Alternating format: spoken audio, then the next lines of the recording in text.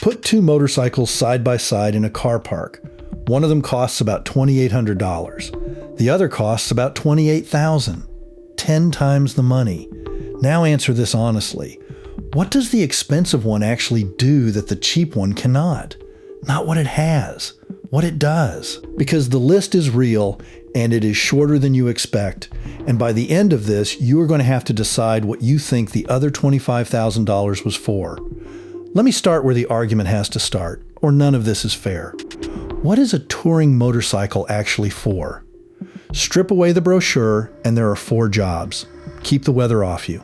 Carry your things. Stay comfortable for a whole day. Do not break down a long way from home. Everything else on a touring bike is comfort layered on top of those 4. Good comfort. Comfort worth paying for, sometimes. But the 4 jobs are the definition. And if a machine does all 4, it is a touring motorcycle, whatever it costs and whatever it looks like. Now let me show you the $2,800 one, because it looks like nothing else, and there is a reason for that. The Honda Pacific Coast, the PC 800. It looks like somebody took a motorcycle and put a kitchen appliance around it.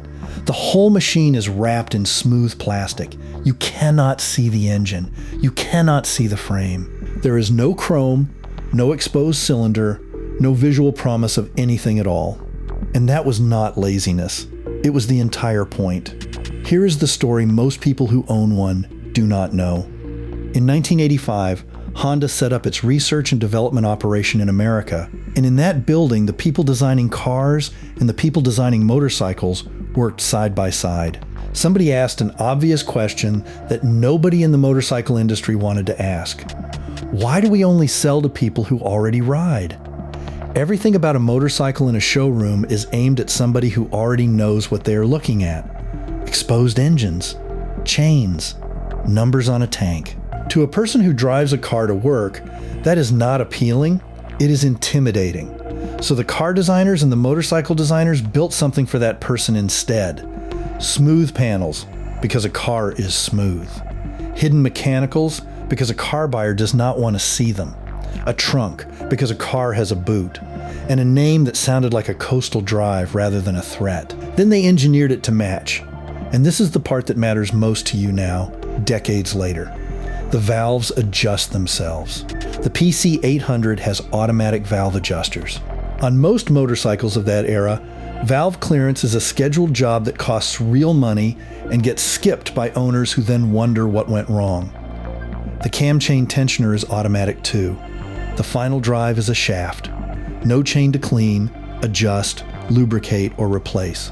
No sprockets to wear out. The engine is a 45-degree V-twin taken from the shadow, about 800 cubic centimeters, making around 57 horsepower, and it is mounted on rubber so it behaves like a car engine instead of shaking you. Add that up. There is almost nothing on this motorcycle you are required to maintain between oil changes. That was designed for a nervous new rider in 1989. It is worth something completely different to a man buying a used motorcycle in 2026. Then there is the trunk, and I want to be precise about it because it is the single most useful thing on the machine. It is not panniers. It is not a top box bolted onto a rack. The bodywork opens like a clamshell, and the storage straddles the rear wheel, built into the motorcycle rather than hung off it. It swallows 2 full-face helmets. Think about what that means in practice. You park, you put both helmets inside, you lock it, you walk away. No straps, no bungees, no carrying a helmet around a supermarket under your arm. Honda never used that layout again on any touring bike they built afterwards. Now, what is it like to ride? Because a spec sheet will not tell you, and this is where people are usually surprised. The weight is around 580 pounds, and most of it sits low. That combination behaves in a specific way. It feels heavy when you are pushing it backwards in a garage, and it disappears the moment you are moving. Slow speed maneuvers are easier than the number suggests. The engine does not buzz. Those rubber mounts do exactly what car engineers put them there to do, and after an hour, your hands are not numb. 57 horsepower is not exciting, and it was never meant to be. It is enough to sit at highway speed all day with luggage and a passenger, and that is the job. And the bodywork does something a fairing bolted onto a naked bike never quite does. Because the whole machine is enclosed, the air comes off it cleanly instead of tumbling around exposed cylinders and frame tubes. In rain, you stay drier than you expect. In cold, the engine heat stays under the panels instead of on your leg. None of that is glamorous. All of it is what you actually want at the end of a 500-mile day.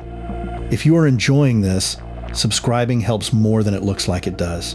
Before I go further, I owe you the other side, because there is one, and leaving it out would make this an advert. All that bodywork has a cost, and the cost is access.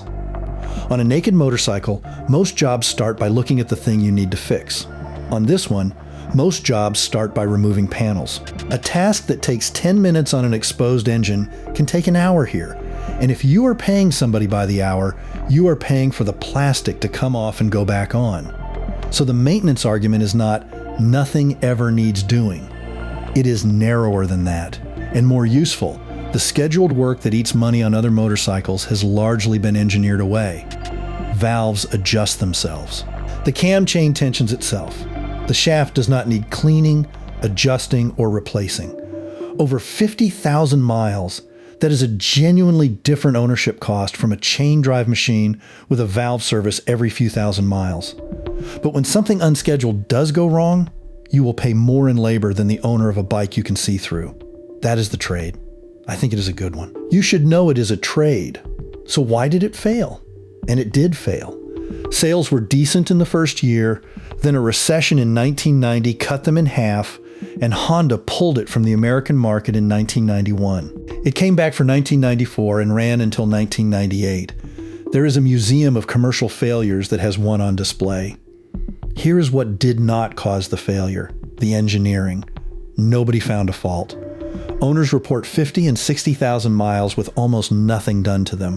What killed it was that nobody could work out what it was. Car drivers did not want a motorcycle, no matter how friendly it looked.